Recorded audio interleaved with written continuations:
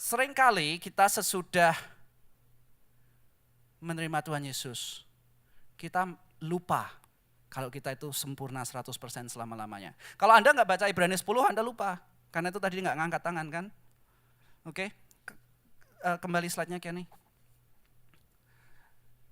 Anda itu sudah menjadi anak raja, tapi seringkali Anda mikir Anda masih punya kumis. Oleh karena itu penting kita baca firman Tuhan setiap hari. Kembali ke firman Tuhan setiap hari.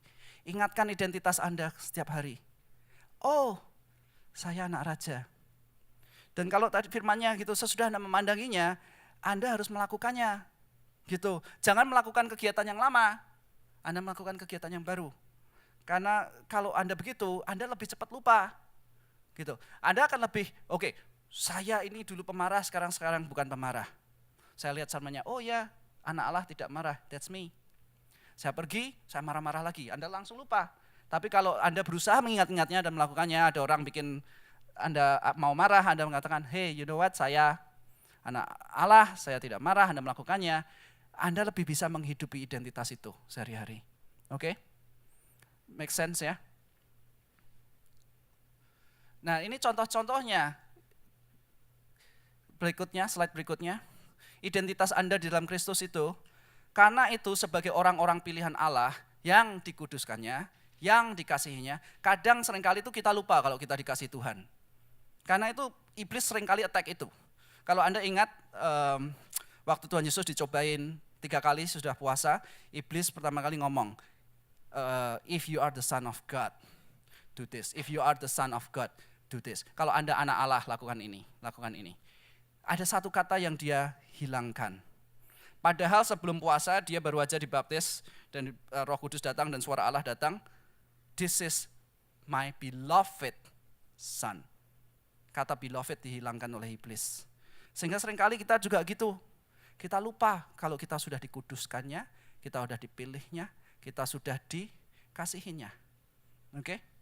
Oleh karena kita sudah dibegitukan semuanya, oke, kenakanlah belas kasih, kasihan, kemurahan, kerendahan hati, kelemah lembutan, kesabaran. Itu identitas kita, gitu. Dan segala sesuatu, aku fast forward aja ayat 17, gitu. Segala sesuatu yang kamu lakukan dengan perkataan atau perbuatan, lakukanlah semua itu di dalam nama Tuhan Yesus, sambil mengucap syukur oleh Dia kepada Allah Bapa kita. Kalau kita lanjutin ayat-ayatnya, gitu. Hai suami, kasihlah istrimu, hai istri, hormatilah suamimu, hai anak, ayah, bapak, budak, gitu. Apa? Itu adalah cermin apa yang harus kita lakukan, karena itu adalah kita. Kita bukan untuk menjadi suci, tetapi karena kita suci, and that's who we are. Oke? Next, hold it together, be accountable. Oke? Ayat Ibrani 10 ini kalau kita pelajarin sangat lengkap ya. Dan marilah kita saling memperhatikan supaya kita saling mendorong dalam kasih dan dalam pekerjaan baik. Dalam persekutuan hari kita dorong, saling mengingatkan gitu. Saling memperhatikan, hey Kevin, kok kamu marah-marah? Ingat, anak Allah gak marah-marah. Gitu. That's not who you are, Kevin. Jangan gini, alah Kevin memang orangnya gampang marah. Gitu. Enggak, Kevin. Kamu orangnya gak gampang marah. That's who you are. Gitu. Seringkali kita, oh itu memang orangnya gitu kok. Itu memang orangnya gitu kok. Itu memang orangnya gitu kok. Kita sebagai umat Tuhan kita jangan gitu. Jangan judgmental, jangan jadi penuduh. Itu orangnya harusnya seperti Kristus, dia lagi kilaf aja. Ya. Oke, saling mendorong, saling bertanggung jawab. Gitu. Jadi kita harus menegur gitu. Janganlah kita menjauhkan diri dari pertemuan-pertemuan ibadah kita seperti dibiasakan oleh beberapa orang. Tetapi marilah kita saling menasihati dan semakin giat melakukannya menjelang hari Tuhan yang mendekat. Oke. Ya, intinya gampang lah, memperhatikan, mendorong, bertanggung jawab, menasihati. Ini sesuatu tindakan yang nyata kita harus purposely decided to do it. Minggu lalu saya kebetulan di Washington DC datang ke kebaktian hamba Tuhannya kasih suatu ilustrasi Bubba Watson. Kalau ada yang main golf tahu dia baru aja seorang Kristen yang baru aja menang Grandmaster Tournament. Dia itu secara purposely, decided untuk seorang pemain golf selalu punya caddy yang bagian bawain alat golf, tapi selain itu juga ngasih tahu dia, mereka diskusi, ini enaknya gimana dan segala macam. Dia hire seorang namanya Ted Scott karena dia Kristen, dan dia minta Ted Scott ini hold dia accountable nggak cuma dalam golfnya, tetapi juga dalam personal walk dia, perjalanan dia sebagai orang Kristen. Itu yang kita harus lakukan juga. Entah itu pasangan hidup saudara, teman saudara, punyalah partner itu. Dan ada suatu waktu dia itu, Baba Watson ini gampang marah. Dia mukul bolanya, meleset, melenceng, marah-marah. Karena dia nggak bisa menang. Dia so focus on winning centric, self-centric instead of God-centric. Ted Scott ngomong, Baba, kalau kamu tetap gitu, I quit. That's not who you are. Itu bukan kamu. Baba Watson accredited this di artikelnya di Focus on the Family, ngomong, terima kasih karena dia itu saya sadar, saya menjadi pemain golf yang tidak marah-marah, nggak peduli menang kalah, yang penting saya memuliakan nama Tuhan. Puji Tuhan, terakhir ada artikel Miracle on Golf. Baba Watson, Jeremy Lin, and Thibaut. Itu kalau yang Thibaut itu football, kalau Jeremy Lin basketball, itu the Christians, right, yang memuliakan nama Allah. Gitu. Dan mereka dia menang. Gitu. Jadi gitulah apa tindakan nyata Anda saudara, temukan itu accountable partner. Oke? Berikut lagi, hold it together accountable. Nah, ini yang seringkali kita confuse gitu. Kita tidak menghakimi, tetapi bukan berarti tidak menegur. Oke, menghakimi itu Kevin tuh kamu orangnya memang marahan, gitu. Kalau Kevin, kamu anak Allah yang panjang sabar. Nah, itu menegur. Oke. Sebab itu saya baca ayatnya, kami tidak lagi menilai seorang juga pun menurut ukuran manusia. Dan jika kami pernah menerima Kristus menurut ukuran manusia, sekarang kami tidak lagi menilainya demikian. Jadi siapa yang ada di dalam Kristus, ia adalah ciptaan baru. Yang lama sudah berlalu, sesungguhnya yang baru sudah datang. Dia yang tidak mengenal dosa telah dibuatnya menjadi dosa karena kita, supaya dalam dia kita dibenarkan oleh Allah. Tadi kita bicara, let's not be self-centric, kita jangan lihat diri kita sendiri. Kamu juga jangan orang lain centric. Kalau kamu percaya Tuhan Yesus menyempurnakan Anda 100%, Anda juga harus percaya. Kenny sudah terima Tuhan Yesus belum? Sudah. Dia sempurna di hadapan Allah. Oleh karena itu, jangan melihat kayu, selumbar kayu di mata Kenny. Karena Tuhan Yesus sudah melepaskan itu balok di mata saudara, dan Tuhan Yesus juga melepaskan itu kayu di mata Kenny. Kalau di Kisah Para Rasul 10 ayat 15, Tuhan Yesus berkata kepada Petrus, apa yang telah dinyatakan halal oleh Allah, tidak boleh engkau katakan haram.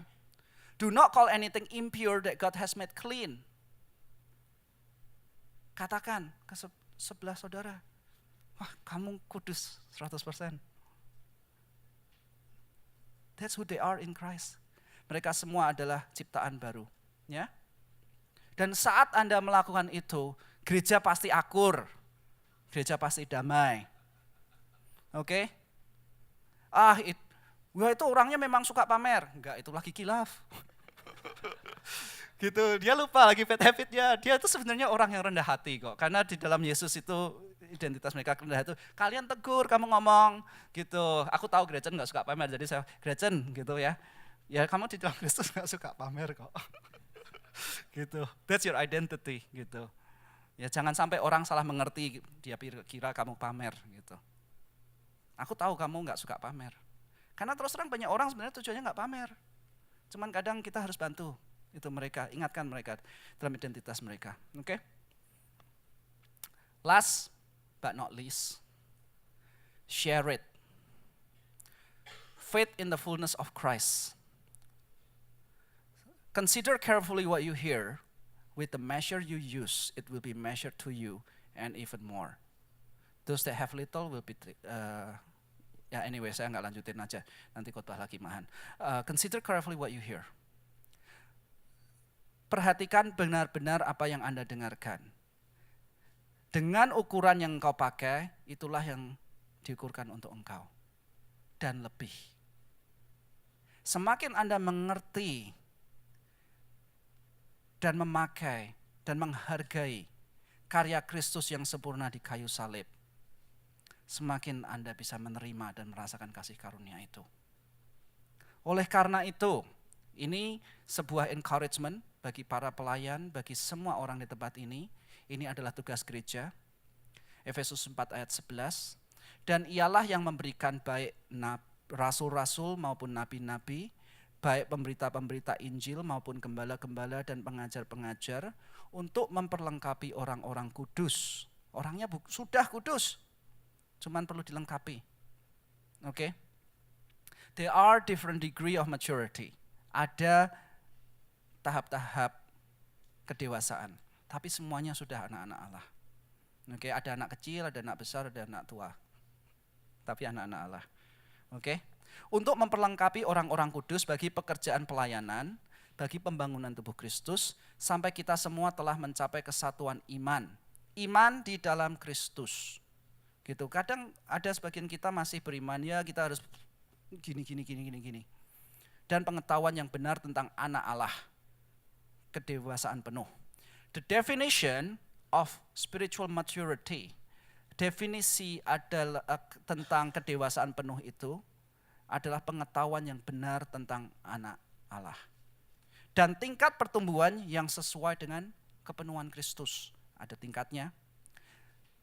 The end goal, saya masih tiap hari completely kagum akan karya Kristus. Karena saya baru scratch the surface, saya baru lihat lapisan awalnya aja. Karena ternyata Tuhan Yesus itu yang dia accomplish itu lebih luar biasa. Dan kalau kita semakin begitu, kita bukan lagi sebagai anak-anak. Kalau engkau mengerti kepenuhan Kristus, Anda bukan lagi anak-anak yang diombang-ambingkan oleh rupa-rupa angin pengajaran, oleh permainan palsu manusia, yang dalam kelicikan mereka yang menyesatkan. Tetapi dengan teguh berpegang kepada kebenaran di dalam kasih, kita bertumbuh di dalam segala hal ke arah Dia Kristus yang adalah kepala. Jadi kita harus share. Is this good news? Kalau kita ini sempurna 100% di hadapan Allah. It is good news kalau kita lihat dapat berkat-berkatnya. Is it good news? Yes. Dan kalau engkau punya good news itu, susah untuk Anda akan ngomong. Gitu. Kita nggak usah ngomong April Mission Man, bulan April bulan misi gitu, harus share. Otomatis kalian akan berusaha share. Ini good news. Oke? Ya demikian aja, karena saya singkat lagi gitu, dalam Kristus kita 100% benar dan sempurna. Dalam Kristus kita bisa mendatang ke tahta Allah Bapa yang surga. Dalam Kristus, iman tidak merubah realitas kalau Tuhan Yesus sudah membasuh dosa saudara.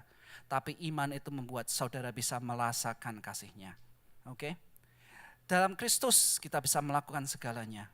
Dalam Kristus tidak ada satu pun yang dapat memisahkan kita dari kasih Allah. The more we receive, the more we will love Him. Naturally gitu, kita akan melakukan, kasihlah Tuhan Allahmu, kasihlah manusia, tetanggamu. Dalam Kristus, no one can stand against us. Dalam Kristus, we are more than the conqueror. Kita lebih dari pemenang. Oke, mari kita berdoa.